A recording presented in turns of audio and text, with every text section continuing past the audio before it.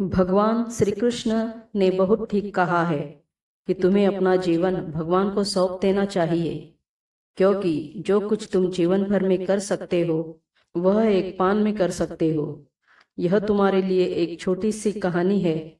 महाभारत का युद्ध शुरू होने से पहले भूमि तैयार की जा रही थी। कुरुक्षेत्र की भूमि समतल की जा रही थी। उसे युद्ध का मैदान बनाने के लिए पेड़ हटाए जा रहे थे। इसका निरीक्षण करने के लिए भगवान श्री कृष्ण और उनके मित्र धनुर्धर अर्जुन एक दिन पहले ही पहुंचे। वे विहार कर रहे थे। वे देख रहे थे कि कैसे तैयारियां चल रही है। तभी एक पक्षी उड़ता हुआ आया और भगवान श्री कृष्ण के पास आया और बोला, प्रभु, मुझसे क्या गलती हो गई? आपने मेरी दुनिया उजाड़ दी। यह युद्ध का मैदान तैयार हो रहा है, पेड़ काटे जा रहे हैं। एक हाथी आया था और मेरे पेड़ को गिरा गया। मेरा घोंसला उस पर था, वह घोंसला जमीन पर गिर गया। उसमें छोटे छोटे बच्चे हैं मेरे। प्रभु, मेरे प्राण ले लो पर मेरे बच्चों को बचा लो। भगवान, अब सब आपके हाथ में है। पक्षी भाव विभोर हो गया और बोला, भगवान, मुझे बस एक आज्ञा दे दीजिए। भगवान बोले, बोलो क्या मांगना चाहते हो? भगवान बोले, बोलो क्या मांगना चाहते हो? क्या चाहिए? पक्षी बोला, प्रभु, मुझमें आप पर विश्वास करने की शक्ति है। भगवान मान गए। अगले दिन युद्ध शुरू हुआ और युद्ध शुरू होने से पहले भगवान श्री कृष्ण ने अपने मित्र अर्जुन से कहा, अपना धनुष और एक बाण मुझे दे दो। अर्जुन ने अपना धनुष बाण सौंप दिया। सबसे पहले उन्होंने पूछा, केशव, तुमने प्रतिज्ञा की थी कि तुम शस्त्र नहीं उठाओगे, फिर तुम्हें शस्त्र क्यों उठाने पड़ रहे हैं? फिर क्या हुआ? भगवान श्री कृष्ण बोले, तुम सामने हाथी को देख रहे हो। हाथी ने चिड़िया का घोंसला गिरा दिया और पेड़ को नष्ट कर दिया। हाँ, ये चिड़िया का घोंसला था।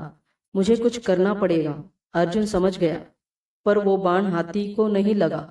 उसके गले में घंटी लटकी हुई थी, पर वो उससे लग गया और घंटी जमीन पर गिर पड़ी। अर्जुन हंसने लगे और माधव से कहने लगे, तुमसे नहीं हो पाया, मुझे एक मौका दो, मैं उसे और हाथी को मार दूंगा। भगवान बोले, नहीं, इतना ही काफी है। इस बात पर अर्जुन ने भी कई सवाल किए।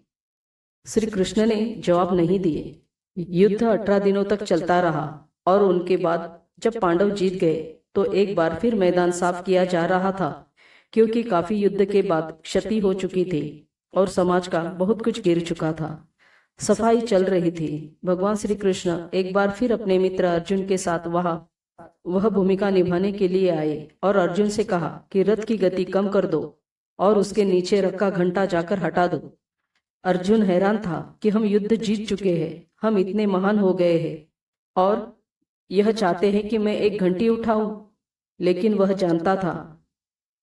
अर्जुन अपने रथ से नीचे आया और घंटी उठाई, और जैसे ही उसने उसे उठाया, उसके नीचे से छोटे छोटे पंछी के बच्चे उड़ गए। अर्जुन की आंखें नम हो गई और वह घंटी के नीचे था, वह पक्षी, जो पक्षी मदद मांगने घोंसले में आया था।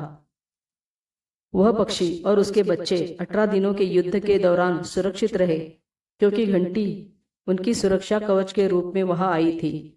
शुरुआत में चिड़िया ने सिर्फ इतना कहा था कि प्रभु, मेरे पास आप पर विश्वास करने की शक्ति है, और भगवान ने दृढ़ता से सहमति जताई थी।